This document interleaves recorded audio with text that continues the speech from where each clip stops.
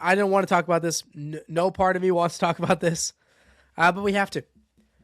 There's, on the Niners side of things, I mean, there's just so many things you can point out.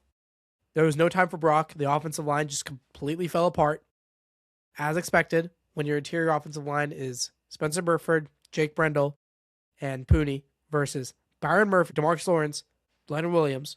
What did you think was going to happen? When your tackles, who the one thing they really struggle with, they're very talented, Trent Williams and Colton McKivitz, but they can't handle speed rushers. What does Seattle do? Get speed rushers.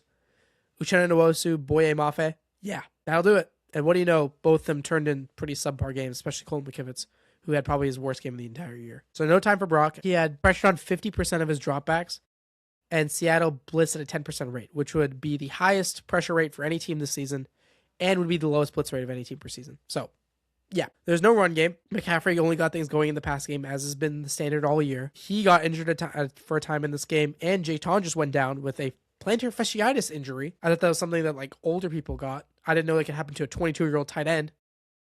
There was no defense. There's bad play calling. That fourth down to open the game after the Rashid Shaheed kickoff was egregiously bad. I know the Brock sneak has been one of the most effective plays all year. A reporter asked about it. It's like, well, why didn't you run the Brock sneak? It's like, oh, well, Seattle filled all the gaps. Oh, sneak it. Run something else. Don't go. I get that the outside could potentially be open, but then you're relying on your, let's just say, subpar blockers on the outside and those receivers and tight ends to hold up blocks. And guess what? They didn't. So many frustrating things here. No defense, as expected, really, all year. Kenneth Walker did whatever the hell he wanted to all game, which is exactly what we expected.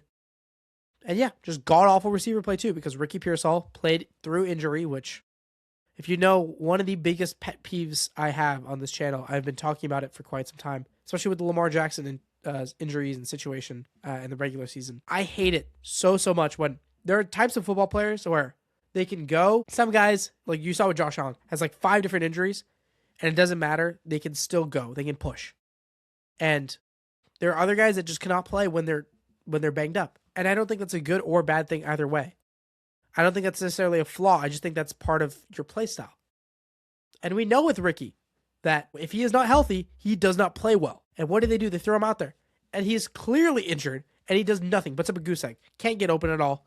0 catches, and has a drop on third down. So you're giving that spot to Ricky over one of your younger guys, like Jordan Watkins, who, yeah, he hasn't played all year, but at least he could give you something. I don't know what else there is to say about Brock. I think that he did, considering the situation he was in.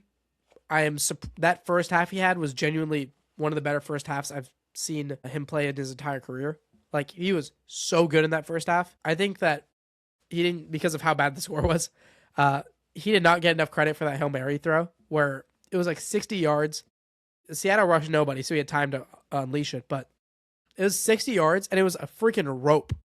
It was a perfect throw, and he put it right in Tonjes' hands, but Tonjes couldn't fucking catch it because it got batted out of his hands.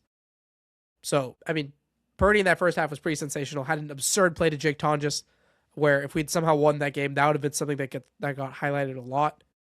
But, when you lose 6-41, you tend to forget about the few positives. Yeah, that's all she wrote on the season. Brock's second half, not particularly great. And I was just playing so back, and you need to take the checkdowns in those spots, but when you're down by 18 and you can't get any stops, and then you're down 25, and then you're down 31, yeah, I understand why you don't necessarily want to take checkdowns with your season on the line. I get that. So I'm not going to I don't really shit on Brock at all for this game. I think that there were other games that Brock has played this year where you can give him some blame. This is not this one.